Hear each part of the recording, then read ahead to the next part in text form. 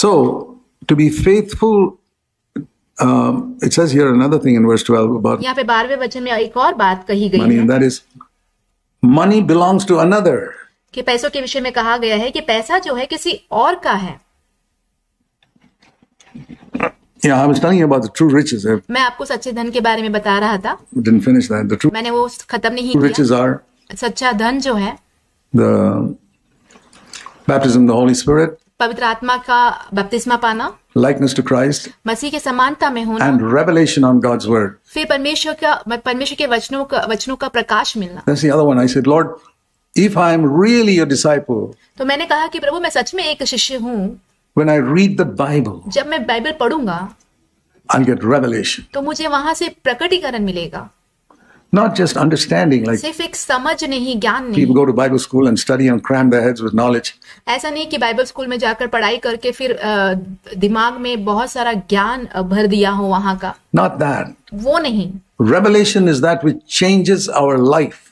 प्रकाशन वो है जो हमारे जीवन को बदल देता है। If a verse in scripture has not changed your life, यदि परमेश्वर के वचन में से कोई वचन आपके जीवन को वो नहीं बदला you है, have not got revelation on it. इसका मतलब ये है कि आपको उसके ऊपर प्रकाश नहीं मिला है, It's just history. वो आपके लिए सिर्फ एक इतिहास है। That's the way I look at it. When I मैं इसी तरीके से उसे देखता हूँ। read something that Jesus taught जब प्रभु यीशु मसीह ने जो सिखाया है उसको मैं पढ़ता हूँ, and I get revelation on it, it will change my life in that यदि मुझे उसके ऊपर प्रकाश मिलता है तो वो मेरे जीवन को बदल देगा, area. उस क्षेत्र में मेरा जीवन बदल जाएगा। So the third thing it said about money is money belongs to somebody else. और तीसरी बात जो पैसों के विषय में कहा हुआ है वो ये है कि पैसा जो है पराया धन है। If you're not being faithful in that which is another's, who will give you your true riches? तो आप उस बात में विश्वास योग्य नहीं बने रहेंगे तो आपको सच्चा धन फिर कौन देगा? And then he went on to say about these two masters. फिर वो आगे दो स्वामियों के बारे में कहते हैं। And when you look at Jesus' life, जब आप प्रभु यीशु मसीह के जीवन की ओर देखते हैं, you find when people were a woman caught in adultery, जब एक स्त्री को व्यभिचार में पकड़ा गया, terrible thing. बहुत ही बुरी बात। The Old Testament said that woman should be stoned to death. पुराना नियम में कहा गया है कि वो जो स्त्री है उसे पथराव करके मार देना चाहिए। Jesus did not keep that commandment. प्रभु यीशु ने उस आज्ञा का पालन नहीं किया। Amazing. बहुत ही अद्भुत।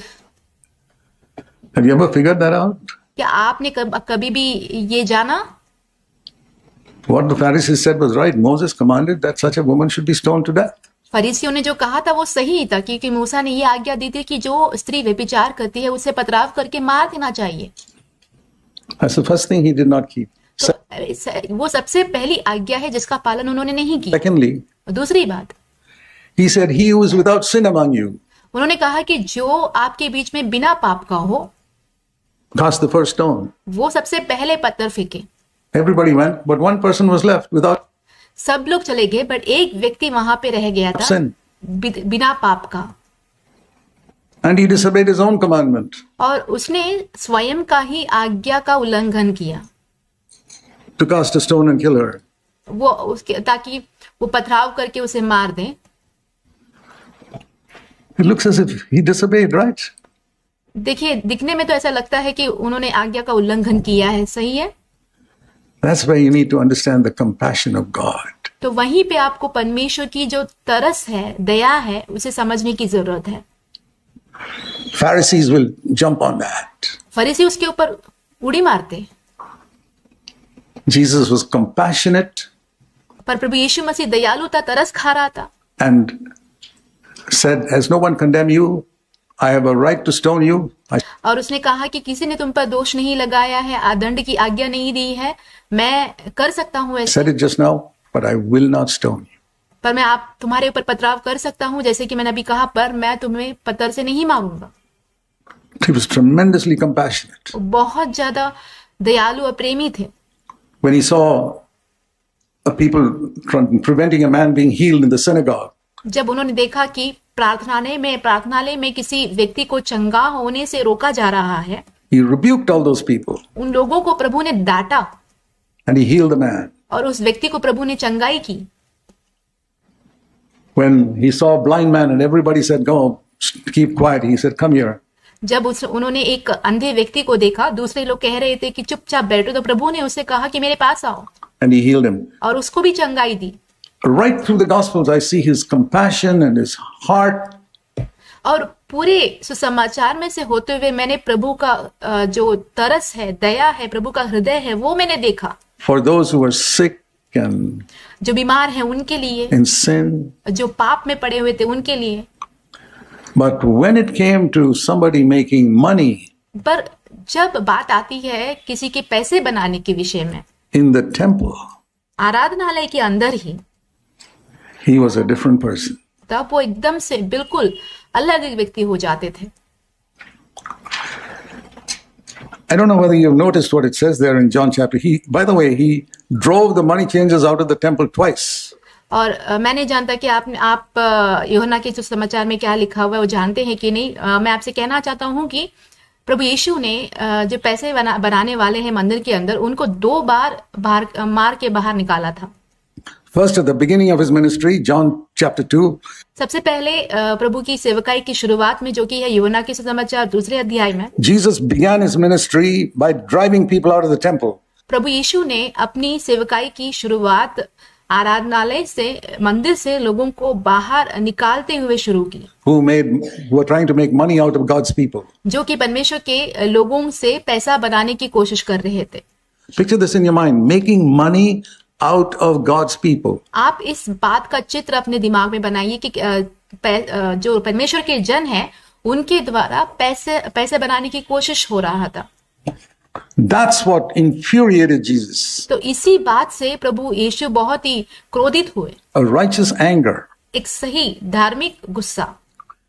And at the end of his ministry again, after he came in riding on a donkey into और फिर हम देखते हैं उनके सेवकाई के अंत के समय में, जब वो गधी के ऊपर सवार होकर आते हैं Jerusalem, he did it a second time. This is यरूशलेम की ओर आते हैं, तभी उन्होंने दूसरी बार भी यही किया। just after the marriage in Cana, ये तो काना के विवाह के तुरंत ही बाद हुआ था ये बात, which is the beginning of his ministry. जो कि उसके सेवकाई की शुरुआत में हुआ। And then Luke 21, twice he did it. और फिर लूका 21वें अध्याय में भी हम देखते हैं ये 2 बार प्रभु ने ये काम किया। Why did he do it twice? प्रभु ने ये बात 2 बार क्यों किया ये काम? And what was he upset about? वो किस बात से दुखी थे? There were people making money in the marketplace in Jerusalem. यरूशलेम के जो मार्केट वाली जगह थी, बाजार वाली जगह थी, वहां पे भी लोग पैसा बनाते थे बैठ के। He didn't trouble them. उनको जाकर प्रभु ने परेशान नहीं किया। So go and make as much money as you like, cheat people, do whatever you like. वहां पे जितना पैसा बनाना है बनाओ, जिसको धोखा देना है, क्या करना है, लोगों को क्या करना है करो, बनाओ। But when you come into the house of God, पर जब आप परमेश्वर के भवन में आते हैं, don't play the fool with money. Don't take तब पैसों के साथ बेवकूफी वाले खेल मत खेलिए, advantage of others किसी और का फायदा मत उठाइए financially. आर्थिक रूप से। So that's what he drove people. And it says here in John chapter 2, और ये इसीलिए प्रभु ने जो है उनको बाहर निकाल दिया। यहाँ पे कहा गया है यूहन्ना का सुसमाचार उसके 2 अध्याय में, that he sat down कि वो नीचे बैठा and he made a whip. और वो बैठकर वहां पे कोड़े का एक कोड़ा बनाने लगा। It's really amazing बहुत ही अद्भुत सी एक बात है ये। to imagine. Can you picture this in your mind? क्या आप इसका चित्र अपने दिमाग में बना सकते हैं? Jesus in the temple and he asks his disciples go and bring some thin rope or something. प्रभु यीशु मसीह जो है मंदिर में है और वो अपने शिष्यों को कहते हैं कि छोटी छोटी रस्सियां लेके आओ। They're wondering what is he wanted for, and he तो वो सोच रहे थे कि ये रस्सियां इनको क्यों चाहिए। sits there in John chapter 2:15. He made a scourge of cords. और फिर हम देखते हैं यूहन्ना 2 अध्याय उसके 15वें वचन में कि प्रभु वहां बैठकर जो है एक कोड़ा बनाते हैं उस रस्सियों से। They're wondering what for. तो वो सोच रहे थे कि ये किस चीज के लिए है। And he drove all the people out of the temple who were making. He said, "Don't make my father's house a place of business."